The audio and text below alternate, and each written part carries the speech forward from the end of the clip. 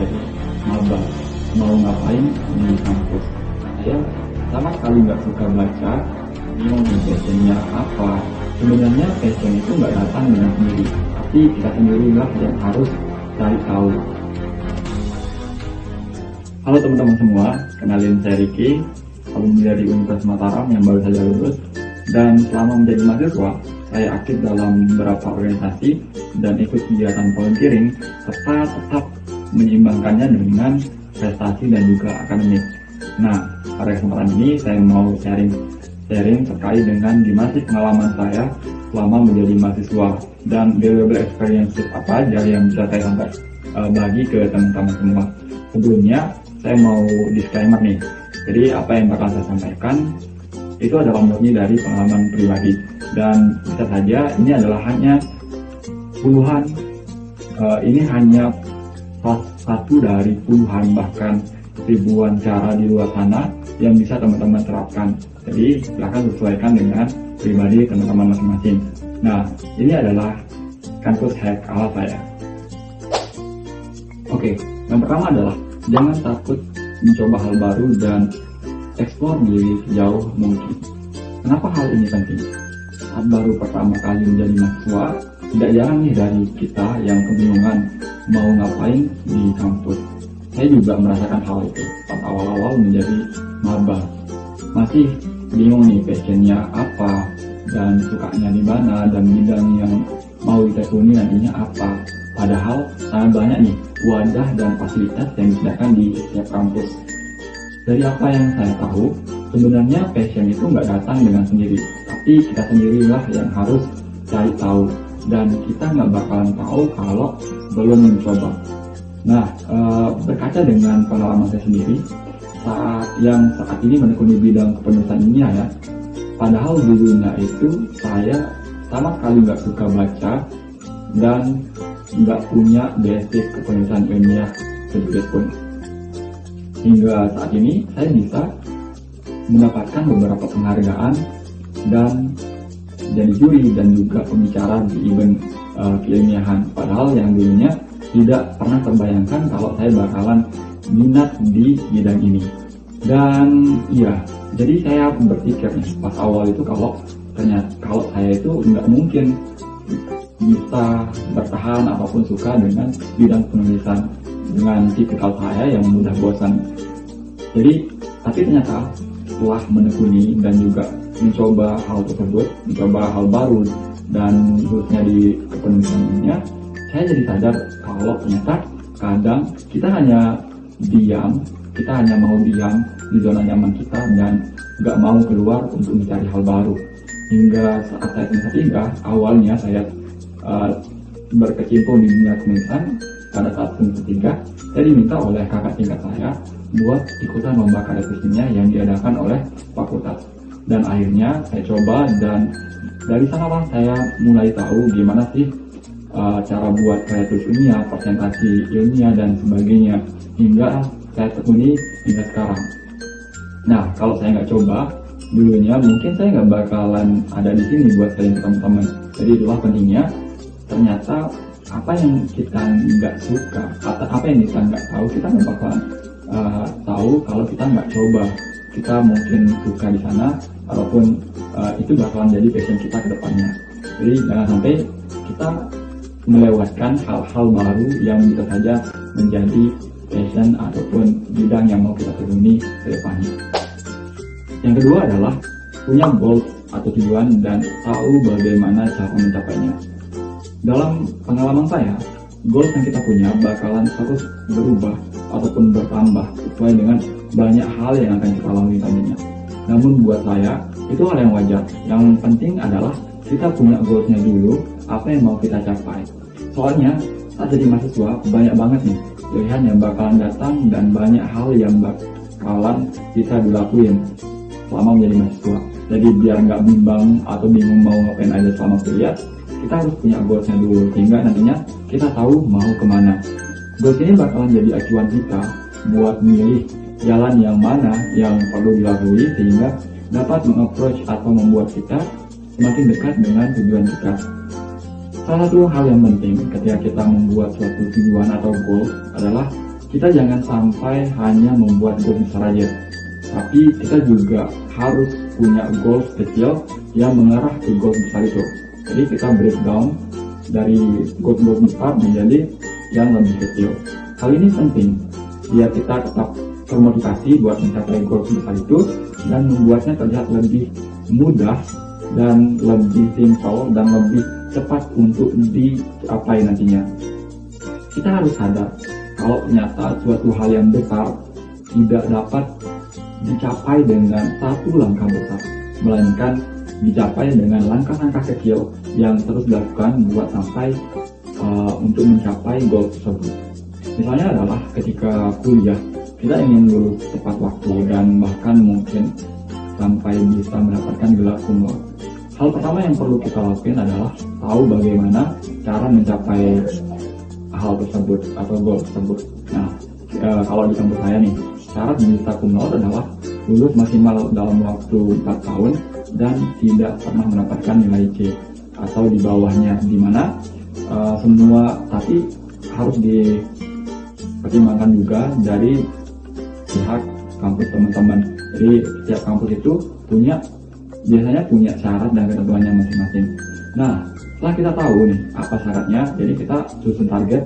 Jadi kita tidak hanya menyusun targetnya untuk cum laude, tapi kita breakdown untuk membuat jalan yang nantinya mendekatkan kita dengan tujuan akhir itu.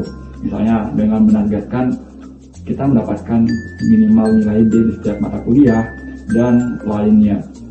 Nah, itulah yang membuat kita nantinya membuatnya terlihat lebih kecil dan lebih mudah dicapai. Dan kita bisa breakdown lagi, misalnya dengan membuat jadwal pelajaran belajar setiap minggunya, sehingga itulah yang bisa kita capai dan targetkan, dan bisa kita lakukan taktik juga yang kita nggak harus menunggu. Terus biasanya yang seringkali jadi hambatan adalah skripsi.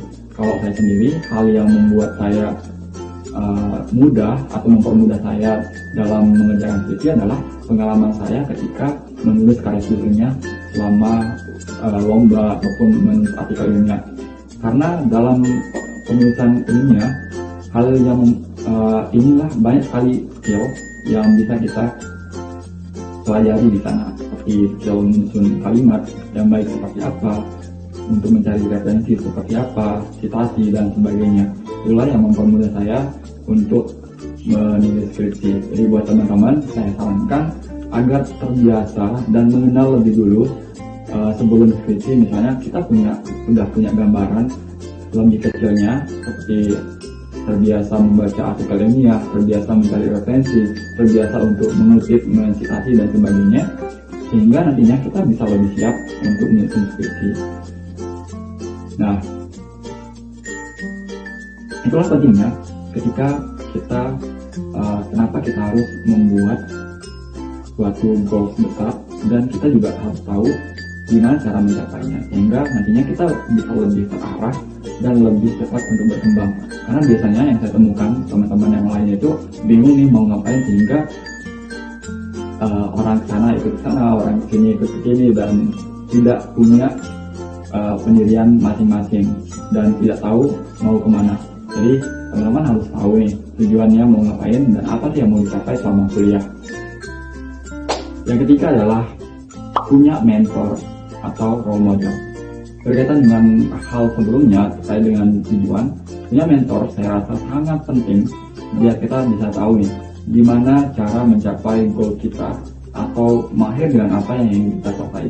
Dengan adanya role model atau mentor, kita bisa lihat nih bagaimana sih cara mereka buat mencapai tujuan mereka, dan itu bisa kita terapkan dan sesuaikan buat mencapai tujuan yang sama dengan yang kita punya.